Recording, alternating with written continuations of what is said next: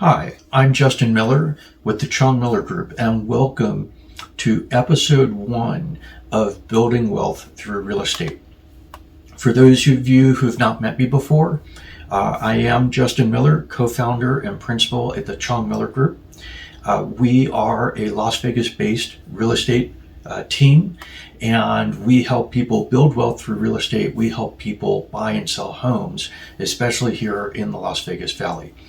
Now, I've been, for the past couple years, putting out a monthly market update video for single-family housing resale and for condos and townhomes resale here in the Valley, so that people can really understand what's going on, what the actual numbers are for pricing, for sales, for pending contracts, size of inventory, etc. Well, that data is very valid and really helps people understand how the market is performing at the particular moment in time and how to make better decisions in the market. I've also annually put out a forecast video about what I see going to take place in the following year. Well, I've now decided to launch an additional series under the Chong Miller Group channel. This series is Building Wealth Through Real Estate. This is episode 1, where I compare buying and renting. The purpose of this video series is to really help people understand a lot of the different ways in which you can engage in real estate, a lot of the different ways in which you might be able to actually build your own wealth through real estate. I'll suggest real estate is the number one wealth generator for people in the US. That has been the case for generations and will likely be the case for generations going forward. Real estate is not about getting rich quickly. It's about building over time what can be a tremendous fortune through the miracles of compounding interest and excellent tax code provisions as related to real estate specifically. Along with a little bit of strategic thinking and some patience, you can grow a tremendous amount of wealth through real estate. And so that's what this video series is designed to introduce you to, or further your education with regard to real estate. So please subscribe, click the notification bell, smash the like button, and let's get into video number 1 of this series. Should you buy or should you rent? I want to give you the pros and cons of both of the decisions, buying and renting. It's a decision for you to make, but it's a really important decision, and I want you to understand just how important that decision becomes. So to think about this in a logical manner, what I want to do is I want to talk about renting first. Then I want to talk about buying. In each of those categories, we're going to look at some of the positives, some of the benefits of making the particular choice, and some of the negatives of making that same choice.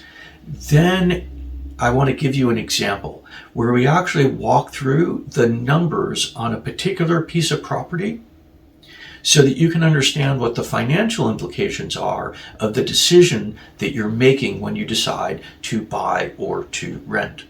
So let's look at renting first. Pros and cons of renting. So first good thing about renting is the very low cost to enter. So generally when you sign a lease agreement, you're going to have to put in your first month's rent. You're going to have to put in a security deposit, probably equal to that first month's rent. You might have to, depending on credit score, put in an amount that's equal to 2 months of rent. But so that's a defined number. You may have to put in a cleaning deposit, a key deposit. If you have a pet, you may need to put an additional deposit for them. So just for example, if you found a property that was rentable for $2,000 and you signed a lease, you're going to have to put in the first month's rent, $2,000. Maybe the security deposit, the landlord only requires 1 month, so that's another $2,000. You've got no pet, but you do have a key and a cleaning deposit, maybe $500. So $4,500, you're able to move into the property. That's really nice. Low cost to get in. But offsetting that, the negative, is you have no savings. You put in $2,000 for your first month's rent, so that's an expense to you. You're going to be paying that out. And then you put in your security deposit, $2,500, but at the end of your rent, the cleaning deposit realistically is going to go away. The key deposit was probably non-refundable. So you've got $2,000 that is refundable to you. And let's say you were very gentle with the property, nothing beyond normal wear and tear, and so you get that $2,000 back. And if you rented the property for 5 years, you get $2,000 back in your pocket. Yes, you saved that, but you get zero return on that money. That's the offsetting. It's low cost to get in, but there's no real savings associated with this either. Another advantage is you may be able to access rental property with a lower credit score. Some landlords may be willing to rent to you at any credit score. Some will say they'll rent down to a 580 credit score, but they're generally going to be a little bit easier than what you're going to find with banks for purchase loans. So that's a benefit.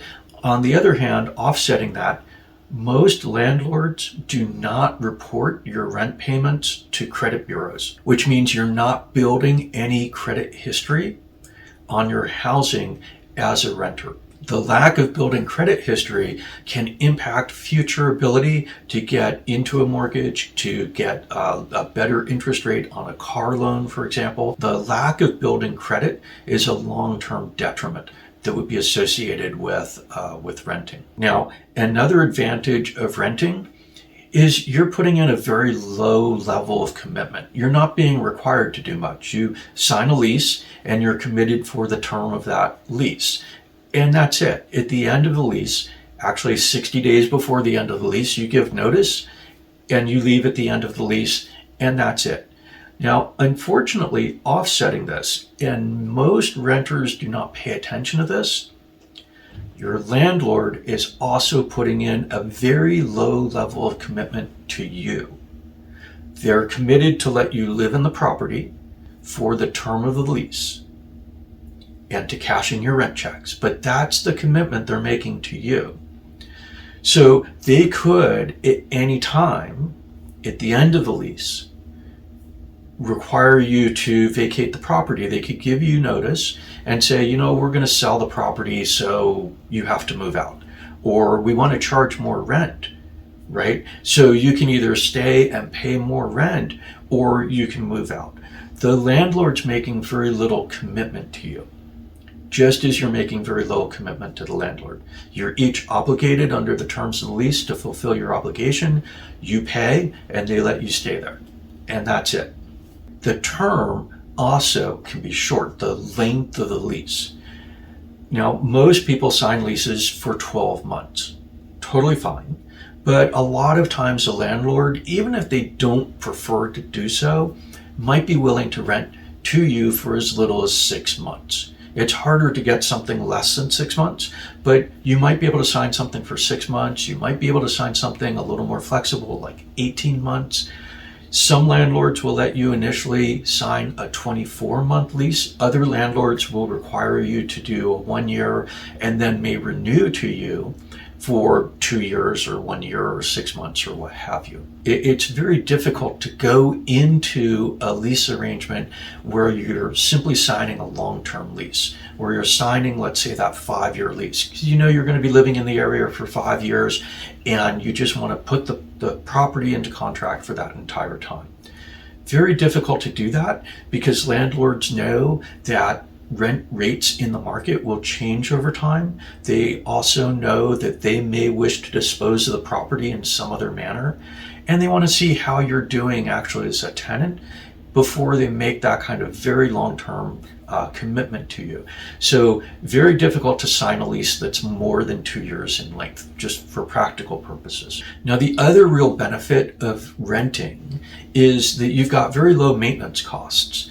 In most rental agreements, there is going to be a stipulation that maintenance of certain types or below a certain dollar figure you as the renter, you're responsible for.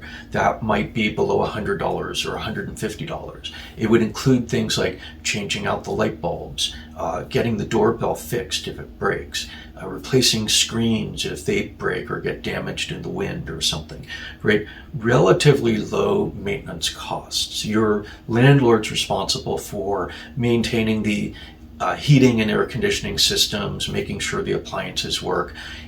So if you have a big maintenance issue, you have to contact your landlord or your property manager, which means that there's a negative here as well. You're reliant on somebody else to make sure that those things are being taken care of. Most landlords, most property managers are going to do their best to make sure that bigger maintenance issues get taken care of, repair issues get taken care of, but sometimes not so much. And it may take a while for the landlord or the property manager to get around to something. And that can create friction within the relationship between the landlord and you as a tenant, but you're reliant on that other party to take care of these maintenance issues. So on the one hand, yeah, you get out of it, but on the other hand, you lose control over those situations. Now, there's two other negatives that I want to bring up with regard to renting. One is you may be more restricted in the locations where you can rent than where you can buy. That happens because you're looking for a place where there's actually a landlord who's trying to rent out their property. Now, some people will want to rent in large apartment buildings. Kind of different scenario. You go around, you look at the different apartment buildings, you make a decision, you put in the application, and one of the units is probably available. Sometimes you may end up on a wait list, but usually those are relatively easy to get into. But if you want to rent a condo or you want to rent a single family home, you're dealing largely with individual landlords. And dealing with the individual landlords means that you're only able to rent in the place that those individual landlords happen to exist. As well, if you want that shorter term lease, something less than a full year, you may be restricted because a lot of homeowners associations, places that those condos and single family homes or townhomes exist, they may have rules that limit the owner to doing leases of not less than 12 months. So your locational issues are actually a little more constrained when you're a renter than when you're actually looking to purchase. There's one other issue here that's a really interesting negative that most people do not think about with a lease. Your price is not fixed. It's fixed only for the term of the lease, but every time you get to the end of that lease, the owner could increase your rental price, and they could do that frequently. Again, because most people rent for a 12-month term, for a 1-year term. Every single year in the same place, you could be experiencing significant increases in your cost of living. Now, if you own something, not so much. We'll talk about ownership in just a minute, but these are the positives and the negatives of renting. Positives, low cost of entry. You may be able to use a lower credit score. You've got low levels of commitment. You don't have to worry about maintenance. And your time frames can be shorter perhaps. But the offsetting negatives, one-to-one on each of those, and you're potentially experiencing significant price increases between every lease renewal. Okay, so let's turn our attention now to ownership, and we'll look again at the pros and the cons, what's good and what's bad about owning a piece of property. So I'm going to start off with a con, with a negative about buying property. Because this is real and it's different than what you get with renting. Transaction costs. The transaction costs to get into a rental property were pretty close to zero for a renter. In some areas, like in New York City, that might not be true. You may pay a very large fee just to be able to get into a rental. But in the Las Vegas Valley, in most places around the country, no transaction fees for the renter, the tenant themselves. But for a buyer or a seller of property, there are transaction fees. And these are fees beyond the mere property prices and payments. These are things like commissions, transfer taxes, title fees, a bunch of different fees that add up. Now, as a buyer, your fees, your transaction fees, are going to amount to probably about 1 to 1.5% of the purchase price of the property. So if you were looking at buying a $500,000 property, you probably have transaction fees going in on the purchase side of about $5,000, $7,000. Now, there are transaction fees to get out of that property as well, because you're going to be paying the commissions for the real estate agents. You're going to be paying some significant taxes associated with the property transfer, things like that. You can figure as a seller that your transaction costs to get out of the property are about 8%. So about 1.5%, 1 to 1.5% going in, and something about 8% coming out. That's unique to ownership as opposed to renting. So that is a negative with regard to ownership. Let's just clear that off the table. And we'll get to an example in a few minutes where you'll see what the implications of that are, because they sound onerous, but actually they may not be so bad. Positive. You actually may have a pretty low cost of entry on buying a property. Pretty much anybody can qualify for a 5% down property. So if you're buying a $500,000 house, $25,000 would be your down payment size, right? Just 5%. If you're a veteran or active duty military, you can actually get into a loan for 0% down.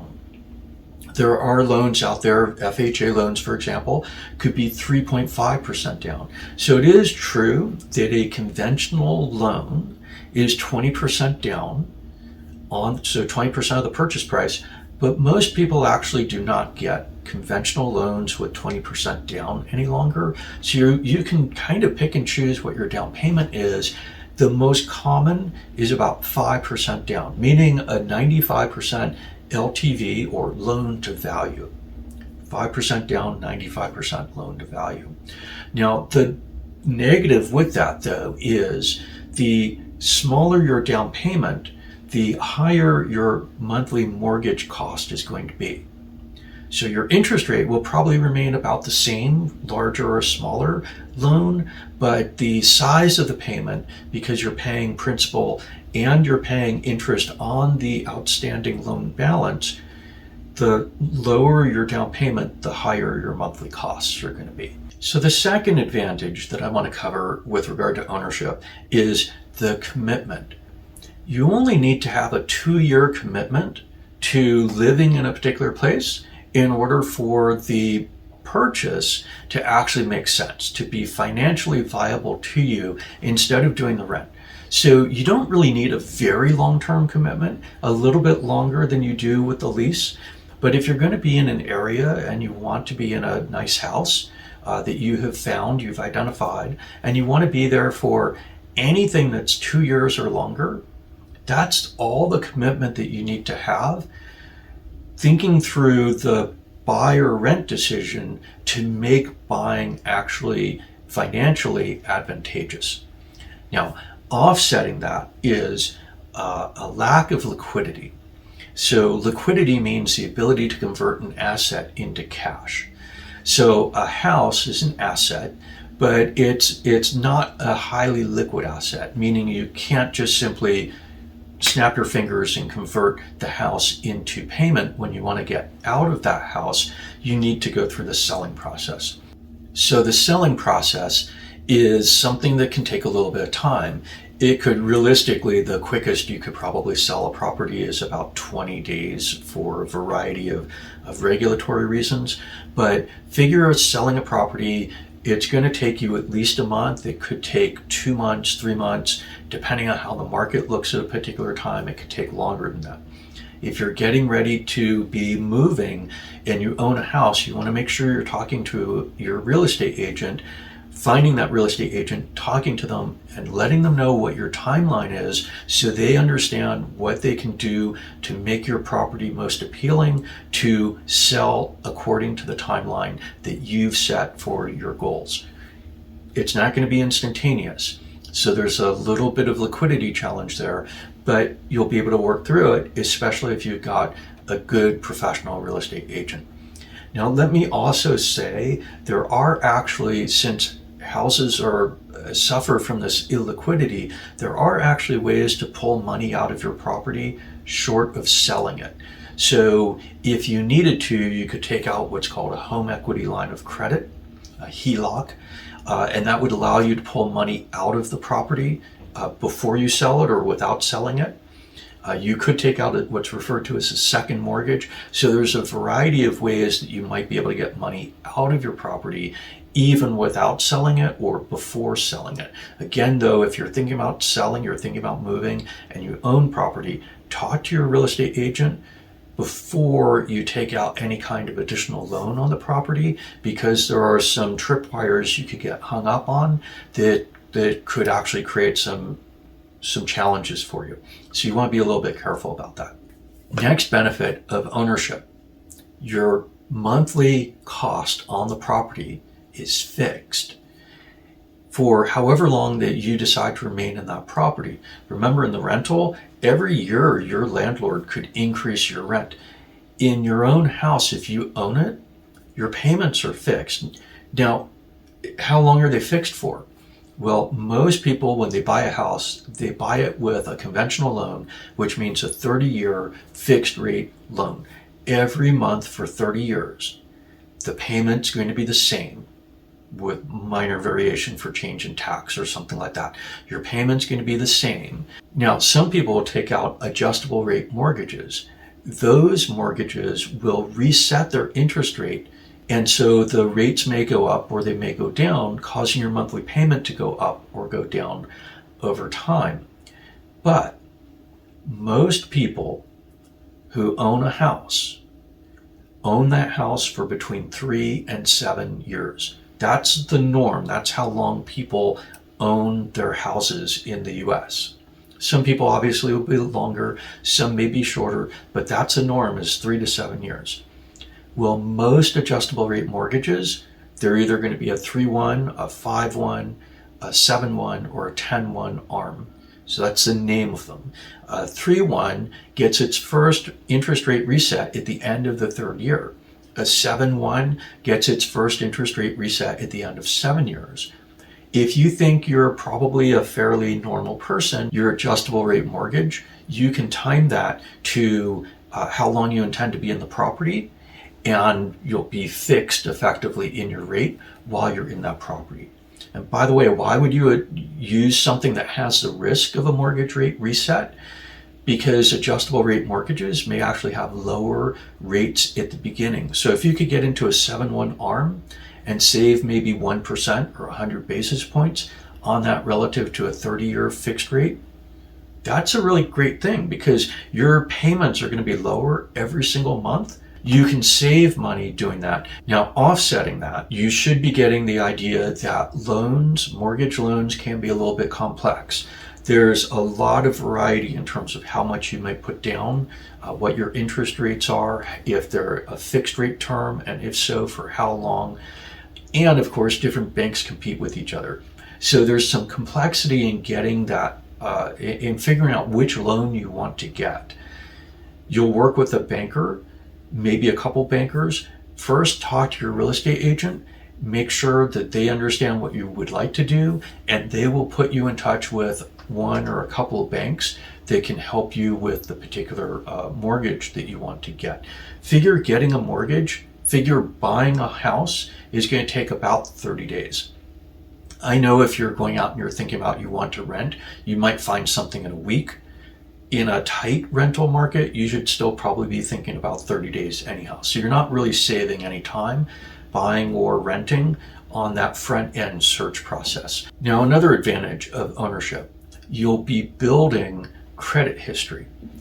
Anytime you take out a mortgage, the bank is every single month going to be reporting the history on that mortgage. So assuming you make your payments on time, you're building, just by sitting in your house, you're building positive credit history.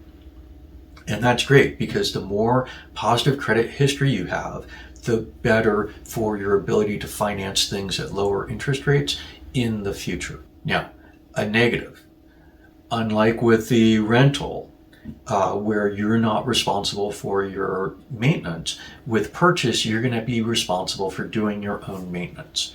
So you're going to have to account for that. It's going to be some variable cost to you. Every year you might need to do a little preventative maintenance, like changing air filters and water filters. Every once in a while something will break and you'll have to take care of that. Now, another benefit, in addition to building your credit score, you're actually going to be building equity in your home. Where in the rental situation, you just pay a rent and that's it. It's money going out from your account to the owner of that property. Well, as the owner of your own property, yes, you're paying the bank, but every single month when you pay the bank, you're paying both interest and principal, referred to as P&I. The principal payment, that's the balance on the loan, and every month you're making a payment toward that principal, paying down the balance on that loan. That means that you're literally saving money every month. Let's say that you paid $2,000 on a mortgage payment, and let's say $1,800 of that went to interest, but $200 is actually savings, literally savings to you, because you're paying down that loan amount. And when you go to sell that house, you'll get that $200 back in your pocket, right? So you're literally, as an owner, you're literally saving money. But so you're not going to make a whole lot unless you own your property for more than half the length of the term on the loan, so 15 years at least. You're not going to be saving a whole lot, but you will be gaining some level of equity through savings. Now, other benefit, you also, by virtue of ownership, get to engage in taking advantage of the appreciation on that property. Unlike a car or furniture or clothing or most things you could go out and buy, which are depreciating assets, a home is actually an appreciating asset. Usually, over time, housing prices go up. Every year, housing prices go up. Some years they may be pretty flat. Some years they may increase very dramatically. Historically, depending on the market you're in, you're looking at between 4 and 7%. And Las Vegas is generally a little bit higher. It's a little bit toward that 7%. Just because we're a growing environment, and so there's always demand for housing here. Yes, we can find specific exceptions to that. In fact, the only real exception to that we can find where housing prices literally went down substantially for a period of time was the financial crisis, which was 2006 through 2012, a very, very unusual time, took place all across the country. So holding that unique experience actually out, housing prices generally do not go down. In 2022, here in the Las Vegas Valley, in the first half of the year, we saw housing prices go up very substantially. And in the second half of the year, we saw prices come back down to being 2.3% below where they had started the year of 2022. So over a 1 year period of time, we saw depreciation of 2.3%. This year already, in 2023, in February as I record this, we've actually made up that difference, and we're now equal to where we had started the year of 2022. So we'll be going up more this year. Prices generally appreciating. It's an appreciating asset. What does that mean? That means when you go to sell the property, you're not selling it for what you paid for it. You're selling it for what it's worth at the time. That's money that goes into your pocket. So you saved a little bit by that equity gain, but you also received a significant return on your investment with the appreciation, with that capital gain. And one other really major benefit of owning a home, substantial tax savings. These are things that are built into the tax code. They're very clear. They're very, I won't say they're easy to read, but they're easy to understand. There's no challenge with them. It's not something that's going to cause you to be audited. Your gains in the value of your primary residence are tax-free up to $500,000. If you bought a house for $400,000, you could sell that house for $900,000 and have no taxable gain on that. The gain that you saved, right? The gain in equity that you saved, that's savings to you. There is no tax on that. You've been repaying a loan, you've saved this money. That's money that you paid for the house, right? And so that's literally savings, no tax on that. And the appreciation, no tax on that. Do you get that with renting? No, you don't get any appreciation on the rental property, and there's no tax benefits to being a renter. There are tax benefits to being an owner. In addition to that, you get to, assuming you take itemized deductions on your taxes, you get to write off your taxes, your property taxes on your primary residence. You get to write off the interest payments on your primary residence too. So you're saving money on taxes every single year of ownership, in addition to not having to pay taxes on these gains.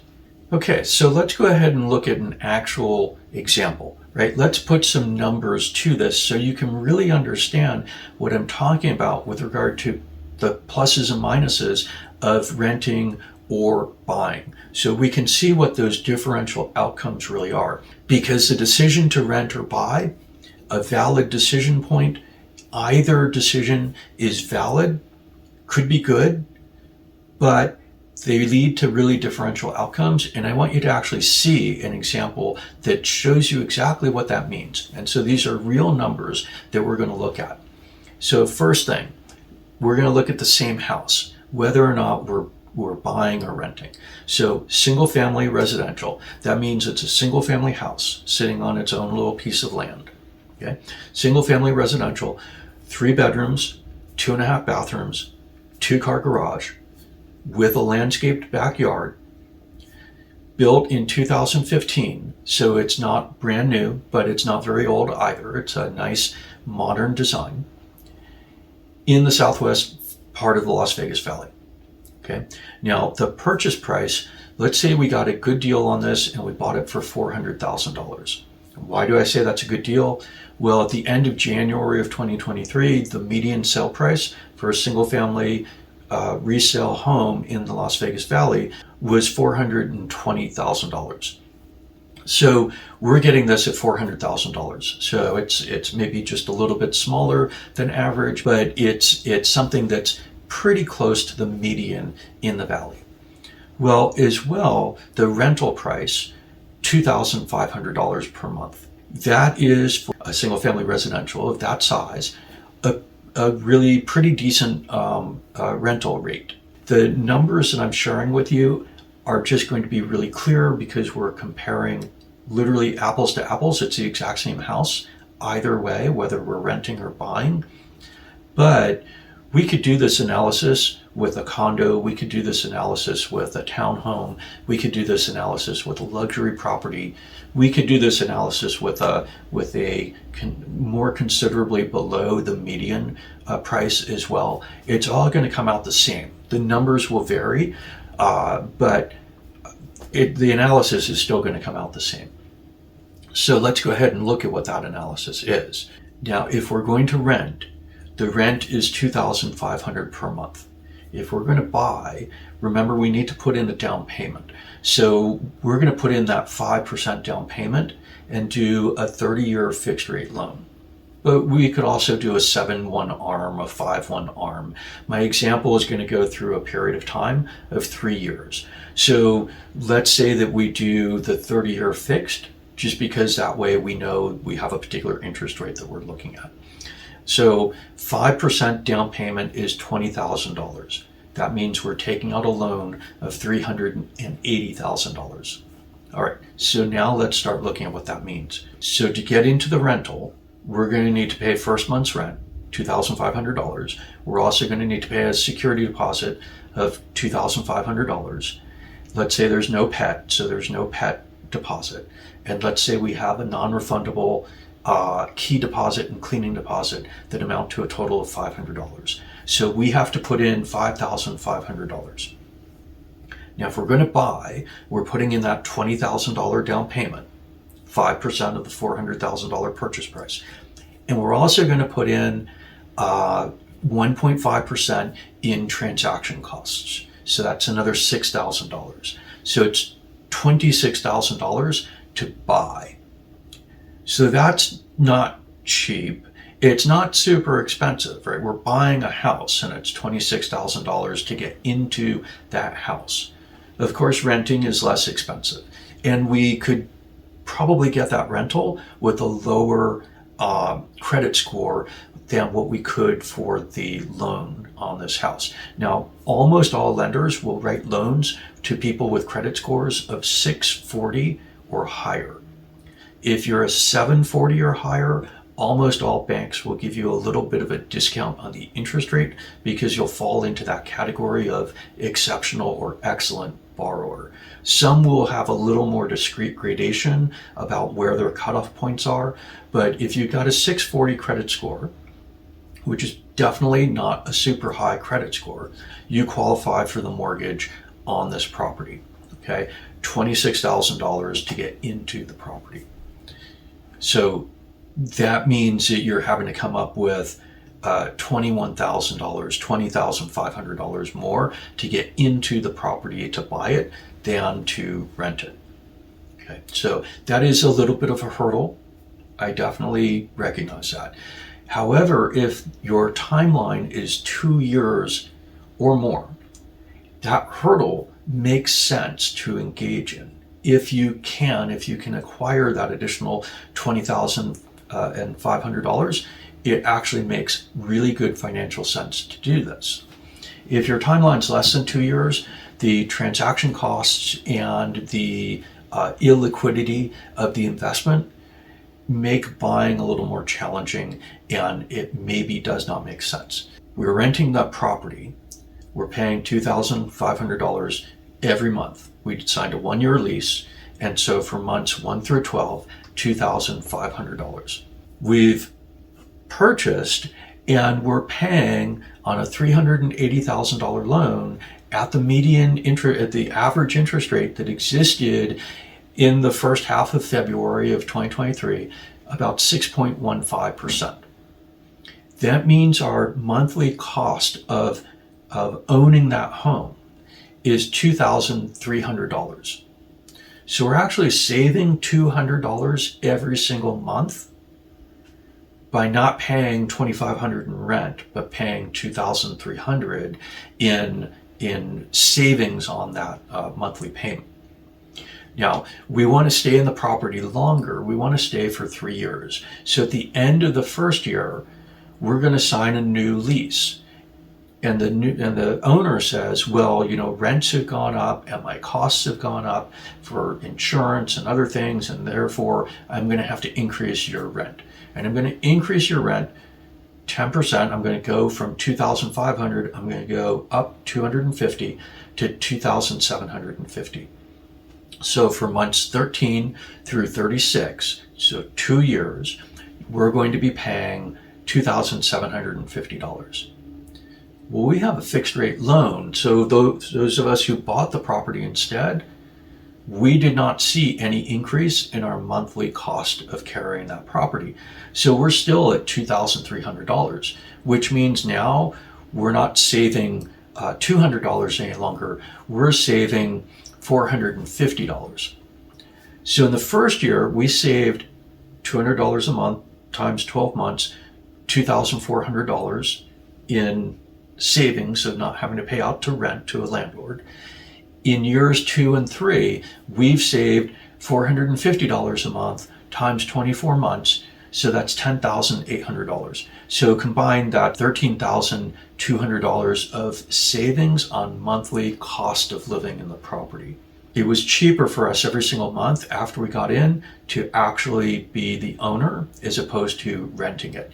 And The price did not change to us monthly at the end of the first year. It's not going to change at any time because we took out a 30-year fixed rate loan. Now let's look though at what happens is we want to sell the property at the end of the third year of being in it. Let's apply a 5% appreciation factor to the value of the property. Now in the Las Vegas Valley, that's actually a bit conservative. We historically go up between 6 and 7%. Across the nation, typically houses go up in value 4 to 5% every year. So we're just going to take that 5% and we're going to say every year, 2023 through the 3 years of being in the property, that property's gone up 5% a year. So that property then, and that's actually compounding, right? So it's 5% this year and it's another 5% on that the following year, and et cetera, et cetera. So at the end of 3 years, that property that we had bought or rented that was valued at $400,000 is now valued at $463,000. So that appreciation is something that we recognize as a buyer, but not as a renter, right? As a renter, we're just paying out $2,750 a month. And if we wanted to rent the property again now for a fourth year, we might even see price go up on that. But we're getting out, we're leaving at the end of the third year. Our costs stop, we sell, our costs stop, right? So we've talked to a professional real estate agent. We understand, they understand how it is that we want to get out of the property, when we want to get out of the property. And so at the 36th month, we leave the property. During that 3 years, the actual calculation is we've paid just about $15,000 off the balance of the loan. So we had borrowed $380,000, right? 95% loan to value on the $400,000 purchase. We borrowed $380,000. We now owe just about $365,000. So we've literally got an equity build, a savings of $15,000 there. And we'll get that $15,000 back when we sell the property.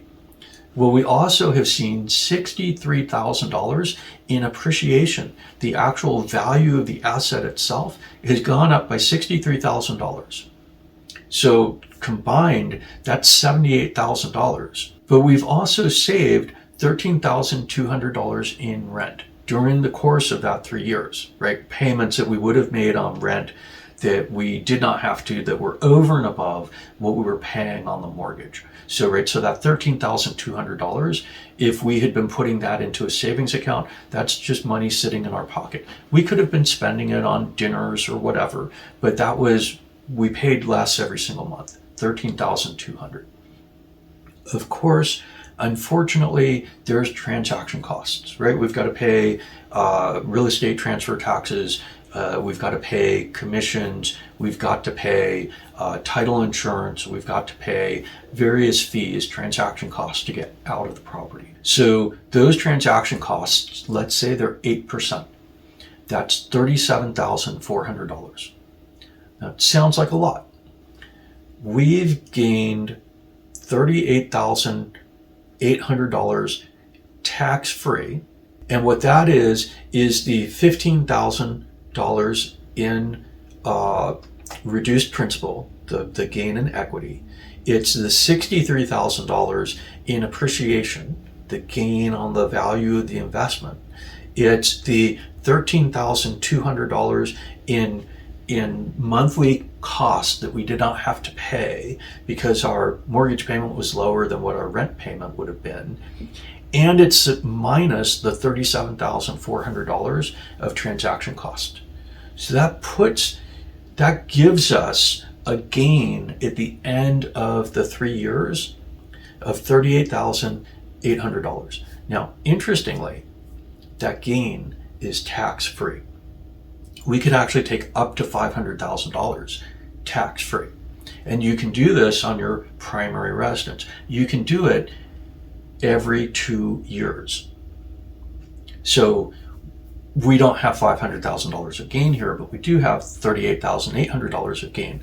Because it's tax-free, let's assume you're in a 25% tax bracket.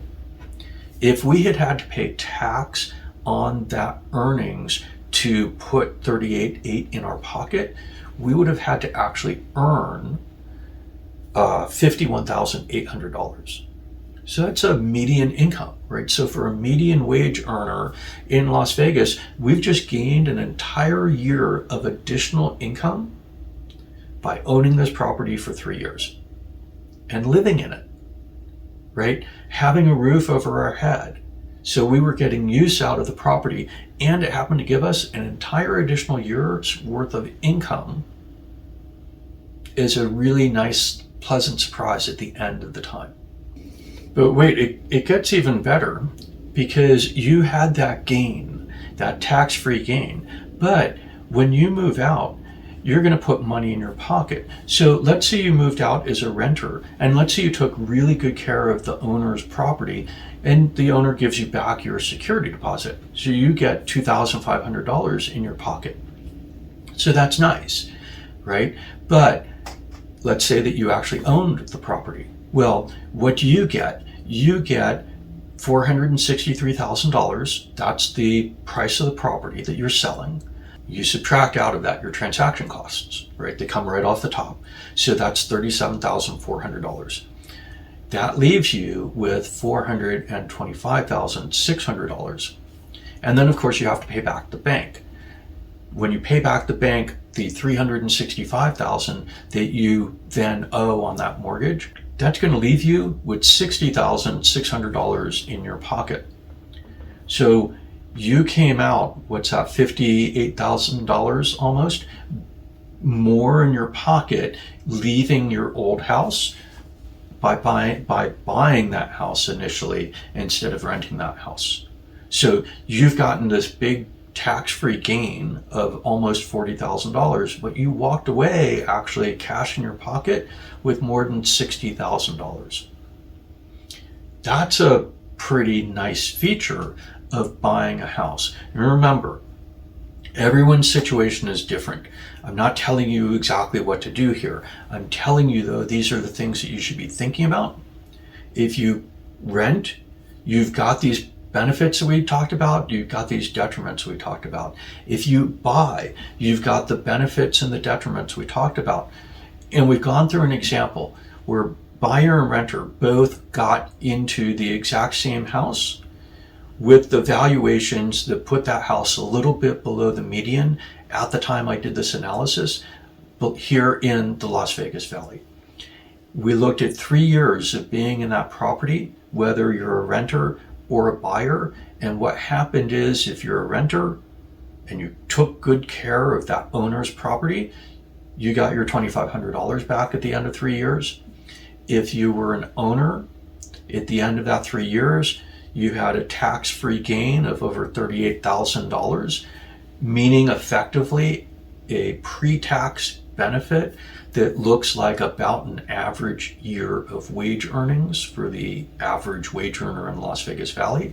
And you walked away with $60,600 in your pocket. And obviously, if we were looking at a bigger house, the numbers are different here. If we're looking at a smaller house, the numbers are different. If we're looking at a townhome, the numbers are different.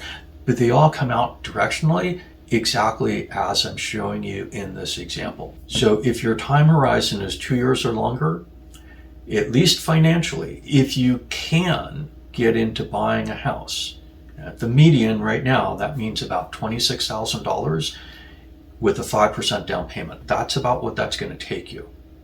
If you can, that's worth multiple tens of thousands of dollars to you across the ownership period that you have. Obviously, the longer your ownership, the more worthwhile owning is going to be. But even at 2 years, these numbers all work out. They all work out the same way. It's going to be less than the numbers that I've presented here, which was a 3-year ownership. That's just the way the math works out. Ownership is financially more rewarding. Buying property builds wealth. Buying real estate will build your wealth. It will build your wealth over time. Instead of spending money on somebody else's house, you'll be investing that money into your own house. You'll be acquiring savings of doing that. That's an equity build. You'll be acquiring the appreciation potential as well on that property. And that inures to you and your benefit. And the IRS says you get to keep all that. This is what the IRS is giving you as sort of this tax-free gift of being an owner that you miss out on if you're a renter. If you want to talk about your situation and how we can help you build wealth through real estate, reach out to us, give us a call. Please feel free to leave comments, smash the like button, click the notification bell, and if you've not already, subscribe to this channel. Please share this content with anyone you think may benefit from it, your family members, your colleagues, your friends.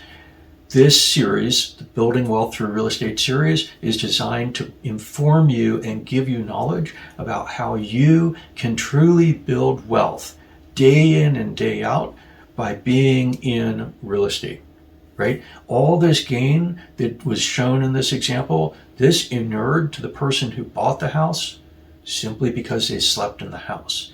They were not having to do extra work. They had to put some money in at the beginning, and this is what they got out of it. That's what real estate can do for you. And it can do even more, and you'll see in other videos as we do in this series, a lot of additional ways that you can be building wealth through real estate. Real estate is the single most powerful wealth building tool that's available to most people in this country. And it's available to everyone in this country. You just need to understand what it is, be informed about it, hire the right people to guide you, and we'll get you there. We'll help you build wealth. And this wealth, right? If you were in 3 years, you got a whole extra year of income. Imagine what that does for you. That's what a really good expert professional real estate agent brings to you, is significantly enhanced capabilities to engage in activities that otherwise may have been somewhat disguised from you. You may not have recognized, or you recognized and couldn't figure out exactly how to get there. It's not just simply about driving people to and from different houses. It's not just simply filling in contracts. There's a whole lot that goes into understanding real estate and understanding what real estate can actually do for you. So I am Justin Miller with the Chong Miller Group. We help people build wealth through real estate. We help people buy and sell homes. Please reach out. And if you're not here in the Las Vegas Valley, that's okay. Reach out as well. I'm connected to a couple significant networks of other real estate agents who are really knowledgeable and really good and help people think through the aspects of real estate in ways that are really consequential. I look forward to talking to you. I look forward to seeing you in the next Building Wealth Through Real Estate video.